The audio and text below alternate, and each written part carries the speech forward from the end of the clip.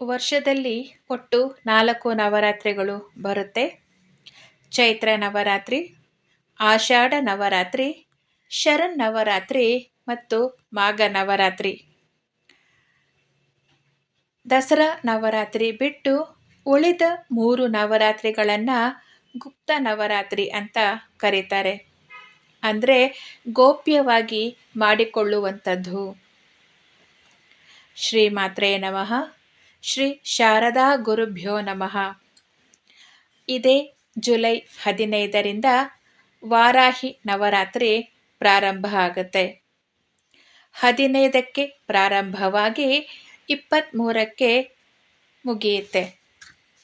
ಆಷಾಢ ಮಾಸದ ಶುಕ್ಲ ಪಕ್ಷದಲ್ಲಿ ಬರುವ ಈ ನವರಾತ್ರಿಯನ್ನು ವಾರಾಹಿ ನವರಾತ್ರಿ ಅಥವಾ ಗುಪ್ತ ನವರಾತ್ರಿ ಅಂತ ಕರೀತಾರೆ. ಈ ಮಾಸದಲ್ಲಿ ವಾರಾಹಿ ದೇವಿಯ ಪೂಜೆಯನ್ನು ಮಾಡ್ತಾರೆ. ಗುಪ್ತ ನವರಾತ್ರಿ ಅಂದರೆ ಈ 9 ದಿನಗಳಲ್ಲಿ ಮಾಡುವ ಪೂಜೆ ಸಾರ್ವಜನಿಕವಾಗಿ ಮಾಡದೆ ರಹಸ್ಯವಾಗಿ ಮಾಡುವಂಥದ್ದು. ಅಂದರೆ ದಸರಾ ನವರಾತ್ರಿ ಪೂಜೆ ಮಾಡುವಾಗ ಮನೆಯಲ್ಲಿ ಗೊಂಬೆಗಳನ್ನು ಇಟ್ಟು ಮತ್ತು ಸುಹಾಸಿನಿಯನ್ನೆಲ್ಲ ಕರೆದು ಬಾಗಿನ ಕೊಟ್ಟು ಆರಾಧನೆ ಮಾಡ್ತೀವಿ. ಆದರೆ ಗುಪ್ತ ನವರಾತ್ರಿಯಲ್ಲಿ ಮನೆಯಲ್ಲಿ ನಿತ್ಯ ಪೂಜಾರಾಧನೆ ಹೇಗೆ ಮಾಡ್ಕೊಳ್ತೀವೋ ಹಾಗೆಯೇ ದೇವರ ಕೋಣೆಯಲ್ಲಿಯೇ ವಾರಾಹಿ ದೇವಿಯ ಫೋಟೋ ಇಟ್ಟು ಅದಕ್ಕೆ ಪೂಜೆ ಮಾಡಿಕೊಳ್ಳೋದು ಅಷ್ಟೆ. ಮುಖ್ಯವಾಗಿ ಈ ವಾರಾಹಿ ದೇವಿಯ ಪೂಜೆಯನ್ನು ರಾತ್ರಿ ಪೂಜಿಸ್ತಾರೆ. ಮಾನವ ದೇಹದಲ್ಲಿರುವ ಇಂದ್ರಿಯ ಶಕ್ತಿ, ಆಂತರಿಕ ಚೈತನ್ಯ ಮತ್ತು ಕುಂಡಲಿನಿ ಶಕ್ತಿಯನ್ನು ಜಾಗೃತಗೊಳಿಸಲು ಈ ಗುಪ್ತ ನವರಾತ್ರಿ ಸಹಕಾರಿಯಾಗಿದೆ. ಅಲ್ಲದೆ ಜೂನ್ ಜುಲೈ ತಿಂಗಳ ಆಷಾಢ ಮಾಸವು ಮಳೆಗಾಲದ ಆರಂಭ ಮತ್ತು ದಕ್ಷಿಣಾಯನದ ಕಾಲವಾಗಿದೆ.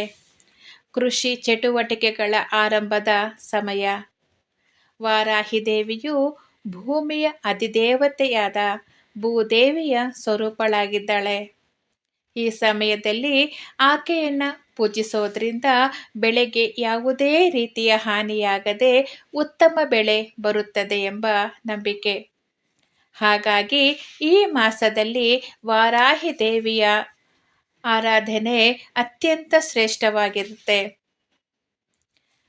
ಮುಂದಿನ ವಿಡಿಯೋದಲ್ಲಿ ವಾರಾಹಿ ಪೂಜೆ ಹೇಗೆ ಮಾಡಬೇಕು, 9 ದಿನ ಪೂಜೆ ಮಾಡೋಕ್ಕೆ ಆಗದಿದ್ದರೆ ಎಷ್ಟು ದಿನ ಪೂಜೆ ಮಾಡಬಹುದು, ನೈವೇದ್ಯ ಏನು ಮಾಡಬೇಕು ಮತ್ತು ಪೂಜಾ ಸಮಯ, ಯಾವ ನಿಯಮಗಳನ್ನ ಪಾಲಿಸಬೇಕು ಎಂಬುದನ್ನು ತಿಳಿಸ್ತೀನಿ.